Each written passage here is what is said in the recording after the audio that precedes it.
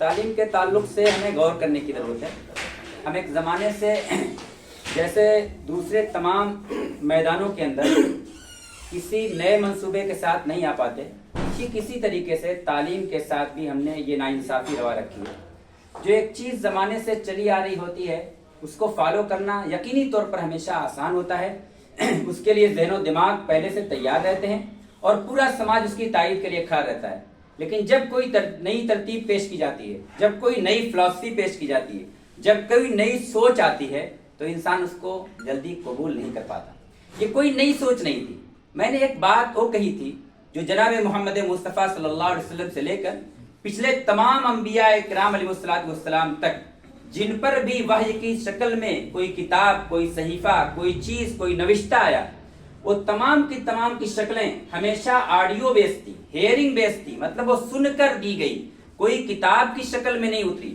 کوئی لوح جب کہا جاتا ہے تو ہم یہ سمجھتے ہیں کہ کوئی لوح کوئی تختی پر لکھ کر کوئی چیز آئی تھی. ایسا دنیا کے اندر کبھی نہیں ہوا. یہ آوازیں تھیں جو انبیاء کے ذریعے سے، رسول کے ذریعے سے، اللہ کے انبیاء اور رسول کے قلب اطہر پر کیا ہے منعکس کی جاتی تھی. اسی طریقے سے قرآن کریم نازل ہوا.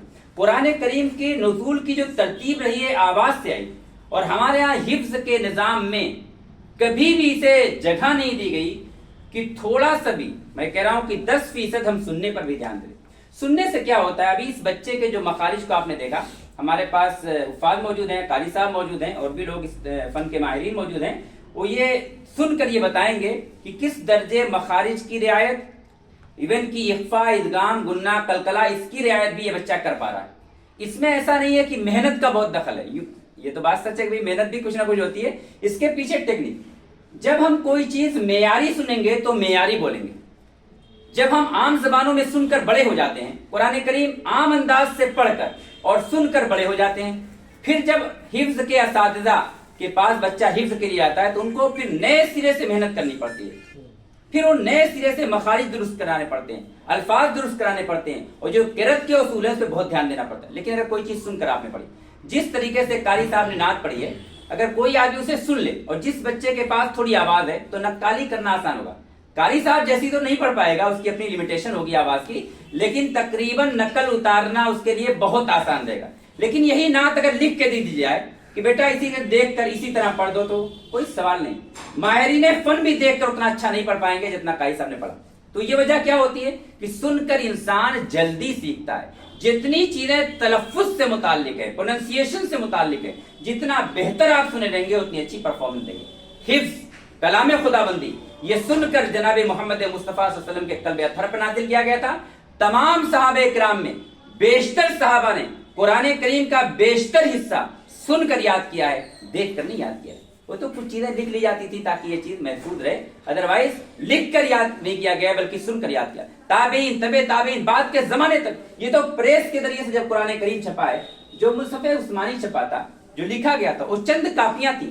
اور اس لیے قرآن کریم کی کاپیاں تیار کی گئی تھیں کہ کبھی قرآن کریم کی آیات کے پڑھنے کے تعلق سے کوئی اختلاف پیدا ہوا تو یہ کتابیں، یہ کاپیاں یا قرآن کریم کی سینٹرل جگہوں پر، مرکزی جگہوں پر موجود رہیں گی تاکہ اس سے مسئلے کو حل کر دیا جائے. یہ اس لیے بالکل نہیں تیار ہو پائی تھی کہ عوام کے پاس پہنچے، اسے دیکھ کر لوگ پڑھ پائیں، کیونکہ اتنی کاپیاں تیار کرنا آسان نہیں تھی.